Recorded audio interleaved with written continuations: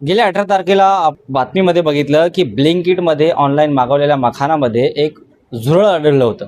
त्या बाबतीत दिंडोशी पोलीस स्टेशनमध्ये मनसे पदाधिकाऱ्यांनी तक्रार पण केली. पण त्याच्या व्यतिरिक्त आज मनसे पदाधिकारी जे आपल्यासोबत अरुण गवळी आहे, शाखावंचे अध्यक्ष आहेत, त्यांनी BMC वॉर्ड पी साऊथ आणि दिंडोशी पोलीस स्टेशनचे सिनियर अधिकारी त्यांना पण लेटर दिलेलं आपण त्यांच्याशी जाणून घेऊया.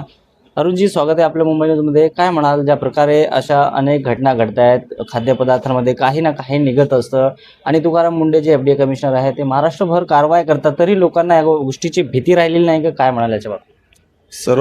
प्रथम तुमचं मुंबई न्यूजचं हार्दिक स्वागत. तुम्ही जसं म्हणालात की FDA कमिशनर आणि ह्यांची वचन आज शासनाने आळ्यांना परत पाखरांना एवढे चांगले दिवस आणलेत की आळ्यांना चक्क खजूर खायला मिळत आहेत, पाखरांना मखाने खायला मिळत आहेत. ह्यांच्यावरती कडक कारवाई तर महानगरपालिकेकडून होताना तर दिसत नाही आहे. मुंडे साहेब नक्कीच चांगलं काम करतायत, पण ज्या प्रकारे जे स्थानिक लेवलचे महानगरपालिका आहेत, आपले पोलीस प्रशासन आहेत, ते त्या लोकांनी ज्या प्रकारे कारवाई करायला पाहिजे त्या प्रकारे होत नाहीत. आणि परवा जी घटना घडली ती अत्यंत दुर्दैवीच आहे, कारण हा लोकांच्या जीवाशी खेळण्याचं काम हे करत आहेत.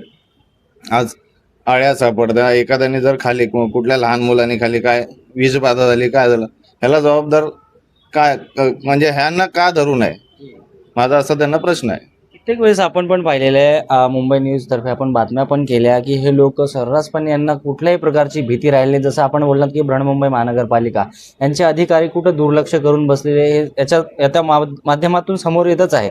पण आज आपण लेटर दिलेलं, तुम्हाला काय वाटतं की या लेटरनंतर काहीतरी फरक पडेल का ब्लिंकिटच्या नावावर? मी गेलोय जसं तुम्हाला म्हणालो, हे मोठे मासे आहेत आणि हे महानगरपालिका हे सगळे अधिकारी हे सगळे मिळूनच कारभार करतायत.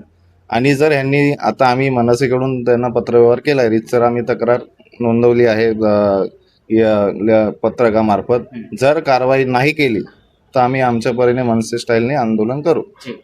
पण बघितलं गेलं तर आपली जिथं शाखा आहे त्या शाखा मागेच हा प्रकार घडलेला आहे. म्हणजे आपल्या मनसेची जी स्टाईल आहे, जी आपण बोललात की आपल्या स्टाईलप्रमाणे हे पण मनसेला काम करण्या अगोदर स्थानिक प्रशासन या बाबतीत का विचार करत नाही? त्याविषयी आम्ही दाखवलं ना, त्यांना उत्तर दिलं, आम्ही बंद केलं त्यांचं काम.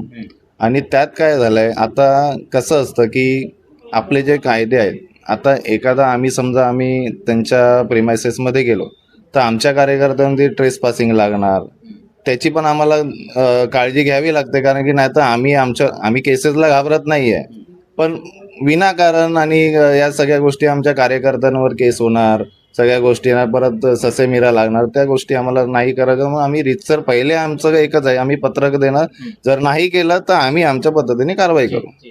आपण जसं बोललात, आपण फक्त झुरळचं बोललो, आता सध्या मखानामध्ये निघलेलं, पण तिथं तुमच्या दृष्टास असं एक आणखी पदार्थ आढळलेला आहे.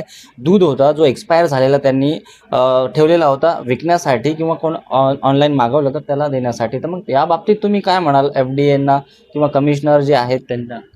त्याबाबत देखील तुम्ही पत्रकात बघाल, आम्ही तक्रार केलेली आहे दुधाच्या. जो आता कसं FDAचा एक रूल असतो की ते पूर्ण डेटा काढतात, त्यांचा एक्सपायरी कुठला आहे, कुठला का हे कधी आणलेला माल आहे, कधी हा विकला गेला पाहिजे, या संदर्भात आम्ही सगळं पत्रव्यवहारमध्ये केलेलं आहे.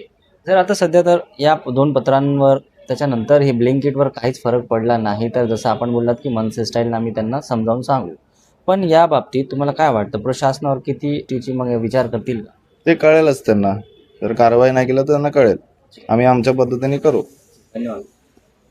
आपण पाहिलात अरुण गवळी जे मनसे पदाधिकारी आहे, त्यांनी या गोष्टीवर प्रशासनाचं लक्ष वेधण्याचं काम केलेलं आहे. पण सध्या तर बृहन्मुंबई महानगरपालिकेच्या पी दक्षिण वार्डावर त्यांनी आरोपण केलेला आहे की स्थानिक प्रशासन किंवा बृहन्मुंबई महानगरपालिकेचा वार्ड असून ही यांचं दुर्लक्ष का होत आहे.